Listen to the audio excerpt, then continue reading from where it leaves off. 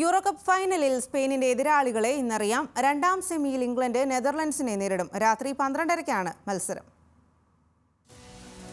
കലാശപ്പോരിലേക്ക് കണ്ണുനട്ട് ഇംഗ്ലണ്ടും നെതർലൻഡ്സും. യൂറോയിൽ ഒരു തവണ പോലും കിരീടത്തിലെത്തിയിട്ടില്ലെന്ന ചരിത്രം തിരുത്തണം ഇംഗ്ലണ്ടിന്. സൂപ്പർ താര നിരയുണ്ടെങ്കിലും കളത്തിൽ കളിമറക്കുന്ന ഗാരറ്റ് സൗത്ത്ഗേറ്റിന്റെ സംഘത്തിന് ഇത്തവണ പിഴച്ചാൽ കപ്പില്ലാതെ ഒരിക്കൽ കൂടി നാട്ടിലേക്ക് മടങ്ങാം. ടോട്ടൽ ഫുട്ബോളിന്റെ ഉപജ്ഞാതാക്കളായ ഡച്ചുകാരാകട്ടെ നോക്കൌട്ടിൽ മികച്ച ഫോമിൽ.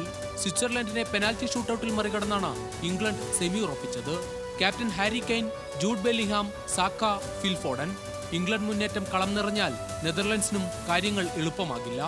പ്രതിരോധ താരം ലൂക്ക് ഷോ പരിക്കുമാറി തിരിച്ചെത്തുന്നതും ഇംഗ്ലണ്ടുകാർക്ക് ആത്മവിശ്വാസം കൂട്ടും. മെംഫിസ് ഡിപ്പായ്, കോഡി ഗാക്പോ എന്നിവരുടെ മിന്നും ഫോമാണ് നെതർലൻഡ്സിന്റെ പ്രതീക്ഷ. സൂപ്പർ സബ്ബായി കളന്നിറയുന്ന വോർഡ് വെഹോസ്റ്റും എതിരാളികളുടെ കണക്കുകൂട്ടൽ തെറ്റിക്കും.